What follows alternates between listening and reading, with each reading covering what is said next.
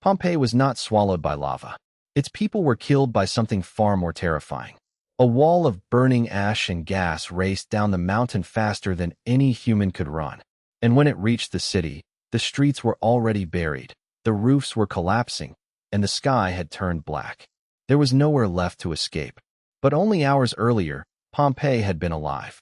Bread was baking in its ovens. Merchants were opening their shops. Servants carried water through crowded streets. Children played beneath painted walls. And above them all stood Mount Vesuvius, quiet, green, and almost beautiful.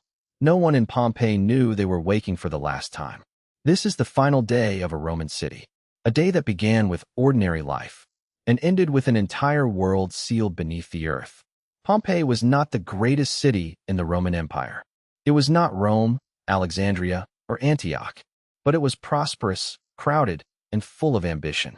It stood near the Bay of Naples, surrounded by fertile farmland where grapes, olives, and grain grew in the rich volcanic soil. The same mountain that would destroy Pompeii had helped make it wealthy. Inside the city walls, life pressed into every street. Shopkeepers sold hot food from stone counters. Bakers turned grain into hundreds of loaves. Wine merchants filled jars from the vineyards outside the city.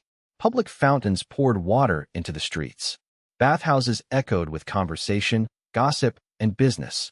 Political messages covered the walls. Candidates promised honesty. Neighbors recommended friends. Citizens insulted rivals. Advertisements, jokes, prayers, and private messages appeared beside elegant paintings and expensive villas. Pompeii was not a silent marble city. It was loud. It smelled of smoke, bread, animals, sewage, perfume, wine, and sweat. Its people included wealthy landowners, merchants, craftsmen, laborers, freedmen and women, and thousands of enslaved people whose work supported the city's comfort. Some lived behind walls painted with gardens, gods, and mythological heroes. Others slept in small rooms behind workshops. Some owned silver and jewelry. Others owned almost nothing. But on that final morning, wealth would offer only a few more choices. It would not offer safety. Pompeii had already received a warning. 17 years earlier, a powerful earthquake had torn through the region. Temples cracked. Homes collapsed. Streets filled with rubble. Many buildings were still being repaired when Vesuvius erupted. Construction materials remained stacked in courtyards. Walls were unfinished. Some public spaces had not fully recovered. But earthquakes were common around the Bay of Naples. The ground had shaken before. It would shake again. The people rebuilt because that was what people always did. They repaired their houses, reopened their shops, and continued living beneath the mountain. In the days before the eruption, the earth trembled more frequently. Cups rattled. Doors shifted. Animals may have grown restless. But for many residents, the shaking was familiar enough to ignore. They had no volcano observatory, no evacuation order, no emergency broadcast, no scientific map showing the path of a pyroclastic current. And few people alive had ever seen Vesuvius erupt. The mountain gave them signs, but it did not explain what those signs meant. Then, around the middle of the day, the summit exploded. The sound rolled across the countryside. A dark column rose violently into the sky. Across the bay, a young Roman named Pliny watched it grow. Years later, he would describe its shape as something like a pine tree, a towering trunk rising upward before spreading into branches. The eruption column climbed kilometer after kilometer above the mountain. Ash, gas, and shattered rock were thrown high into the atmosphere. At first, the people of Pompeii may have stared. Some would have stepped into the streets. Some would have climbed to rooftops or courtyards. Some would have prayed. Others may have told themselves it would pass. They had no memory of what was coming, and that uncertainty cost precious time. The first material began to fall. Small pieces of pale pumice clicked against roof tiles. At first, they were light, almost harmless. Children might have picked them up. Adults may have covered jars, closed shutters, or hurried indoors. But the stones did not stop. They fell faster. The sound grew from a soft tapping into a continuous roar. Ash thickened in the air. The afternoon light began to fade. And slowly, the streets of Pompeii started to disappear. This was the moment every family faced the same decision. Leave now, or stay and protect the home. Leaving meant abandoning money, food, animals, possessions, and everything familiar. The roads outside the city were uncertain. The air was filling with ash. Earthquakes shook the ground, and no one knew whether the danger was safer inside or outside the walls. Staying felt reasonable. Roman houses were built around courtyards. Walls felt strong. Doors could be closed. Families could gather in interior rooms and wait for the storm to end. Many probably believed the eruption would weaken before nightfall. They did not understand that the mountain had only begun. Some residents fled quickly. They wrapped cloth over their mouths. They carried lamps, keys, coins, jewelry, and whatever food they could take. Parents held children. Owners pulled animals through streets that were becoming deeper with pumice. The city gates narrowed the flow of people. Beyond the walls, roads led toward the coast, the countryside, and neighboring towns. Some escape routes remained open for hours. That is one reason many Pompeians survived. The city was not instantly destroyed. There was time to run, but every minute made escape harder. Pumice rose around ankles, then knees. Walking became exhausting. The stones shifted beneath every step. Ash burned the eyes and dried the throat. The sky grew darker until lamps were needed in the middle of the day. Objects vanished only a few steps away. Families became separated. Voices called through the darkness. Some turned back. Others kept moving without knowing whether they were walking toward safety or death. Inside Pompeii, the weight above the buildings increased. Pumice collected on flat and sloping roofs. Beams groaned. Tiles cracked. Then the first roofs collapsed. The people hiding beneath them had chosen shelter from the falling stones. Now the shelter became a trap. A single collapse could bury an entire room. The sound of breaking timber and stones spread through the city. Each failure placed more pressure on neighboring walls. Some survivors climbed through windows. Some dug through debris. Some moved from room to room, searching for a stronger place. But the eruption continued hour after hour. The streets were being filled from below, while the buildings were failing from above. Across the Bay of Naples, Pliny the Younger was watching the disaster from Misenum. His uncle, Pliny the Elder, commanded Rome's naval fleet in the region. The older Pliny was a writer, military officer, and relentless student of the natural world. When he first saw the cloud, curiosity drew him toward it. Then a message arrived. A woman named Rectina was trapped near the mountain and asked for rescue. The mission changed. What began as observation became an attempt to save lives. Pliny the Elder ordered ships prepared and sailed across the bay. He moved toward the danger while terrified residents moved away from it. Ash fell onto the decks. Hot stones struck around the ships. The coastline became difficult to approach. The sea itself seemed unstable. Still, he continued. His fleet could not save Pompeii, but his final journey became one of history's earliest recorded disaster response missions. Back inside the city, evening arrived without daylight. The eruption cloud blocked the sun. Lightning flashed inside the ash. Static electricity and violent movement turned the column into a dark storm above the volcano. Every tremor brought new collapses. Every breath became more difficult. Those who had remained now understood that this was not a storm they could simply wait out. But for many, the safest hours for escape were already gone. The layer of pumice in parts of Pompeii would eventually reach around 3 meters. Doors could no longer open. Ground floor windows disappeared beneath debris. Stairways became blocked.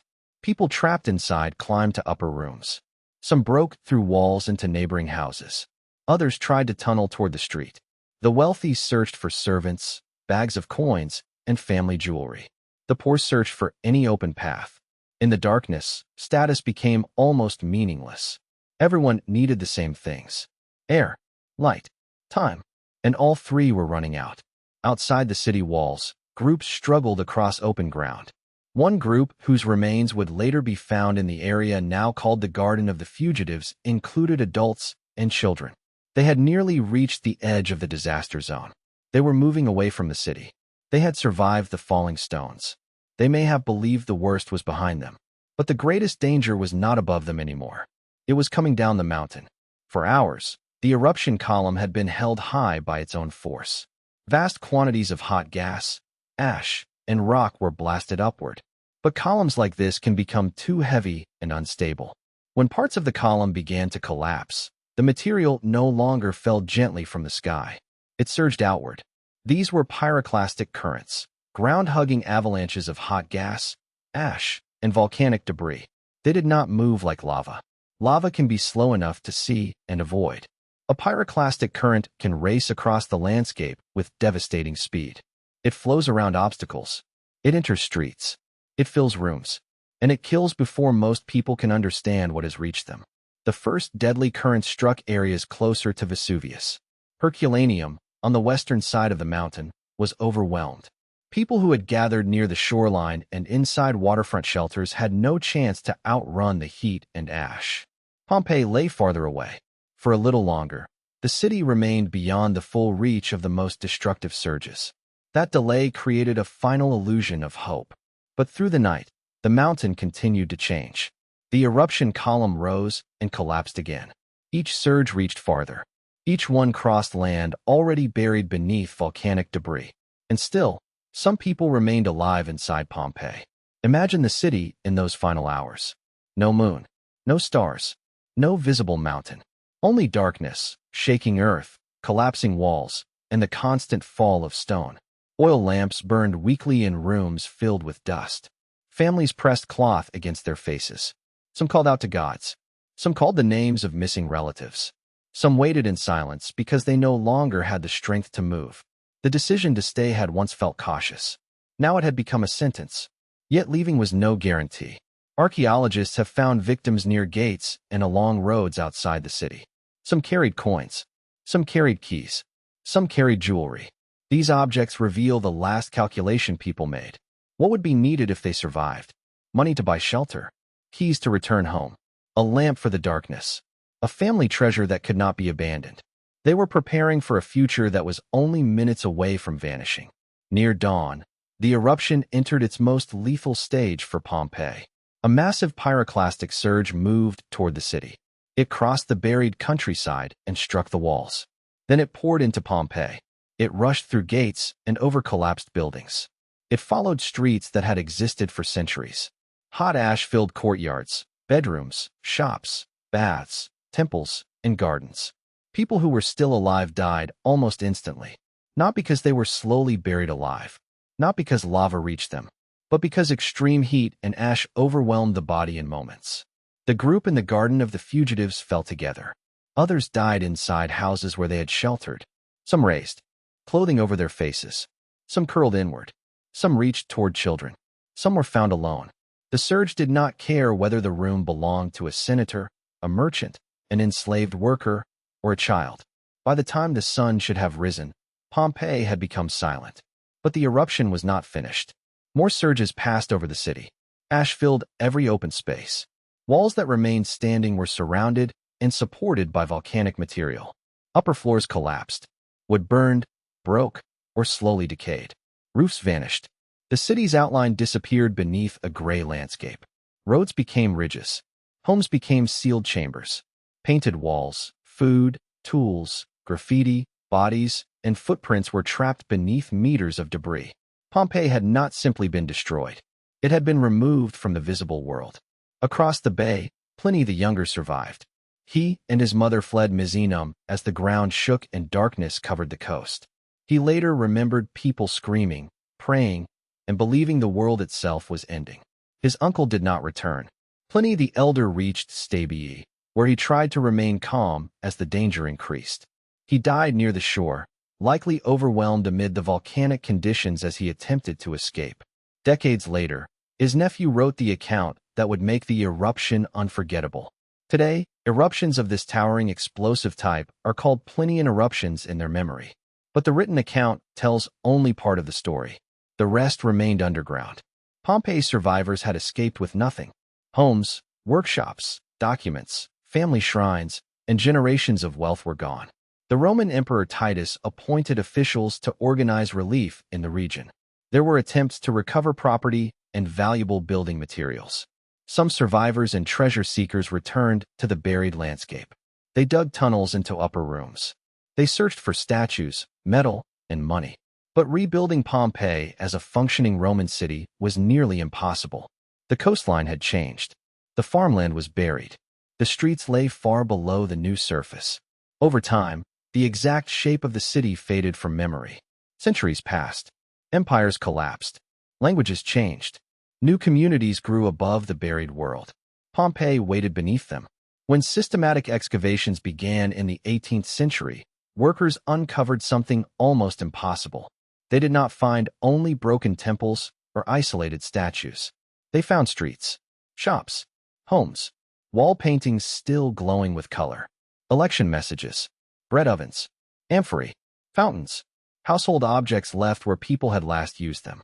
The eruption that destroyed Pompeii had also preserved an extraordinary record of Roman life. But the most haunting discovery came later. During excavations, archaeologists noticed empty cavities inside the hardened ash. The bodies buried there had decomposed long ago, but the ash around them had hardened before they vanished, leaving hollow spaces shaped by their final positions. In 1863, Giuseppe Fiorelli perfected a method of pouring plaster into these cavities. When the surrounding material was removed, the lost people of Pompeii appeared again. A face pressed toward the ground, a body curled against the ash, folds of clothing, sandals, hands raised in protection, adults beside children. These are not stone statues carved by Roman artists. They are the final outlines of real human beings. More than 1,000 victims' remains have been found in Pompeii, although only a smaller number became casts. Each discovery destroyed the comfortable distance between the ancient world and our own. Pompeii stopped being a legend about a doomed city. It became a collection of interrupted lives. A meal that was never eaten, a door that was never reopened, a lamp carried toward an escape that never came, a child who stayed close to an adult because there was nowhere else to go. The tragedy of Pompeii is not that its people were foolish. They were human. They reacted with the knowledge they had. Some fled immediately. Some waited for family. Some protected their property. Some trusted the strength of their homes. Some delayed because the danger was unfamiliar. And some almost escaped. That is why Pompeii still feels close to us. We know what happened to them. They did not. They saw the first stones fall without knowing how the story would end. We walk through their streets, already aware that the mountain will explode. We see Vesuvius rising beyond the ruins. Calm, green, beautiful, exactly as it must have appeared before the sky turned black. Pompeii is often called a city frozen in time. But that is not entirely true. It is a city frozen at the moment time ran out. Its destruction preserved the smallest details of life, but only because thousands of lives across the region were shattered in a single day. History remembers the eruption. Archaeology reveals the buildings. But the casts force us to remember the people. The last day of Pompeii was not one dramatic moment. It was a chain of decisions made under growing fear. Stay or leave. Carry the money or carry the child. Wait for daylight or enter the darkness. Trust the walls or risk the road. For hours, escape was possible. Then it became difficult. Then it became impossible. And when the final surge entered the city, Pompeii's last 24 hours ended in seconds. The mountain had given the city fertile soil, wine, wealth, and beauty. Then it took everything back. But beneath the ash, Pompeii kept one final message for the future. Civilizations can look permanent. Cities can feel safe. Ordinary mornings can seem guaranteed. Yet history can change between one breath and the next. And sometimes, the only reason a lost world is remembered is because its final moment refused to disappear. If you want more true stories from the moments when civilizations faced their darkest hour, subscribe to the channel. If you had seen the first cloud rising above Vesuvius, would you have fled immediately or stayed behind to protect everything you knew?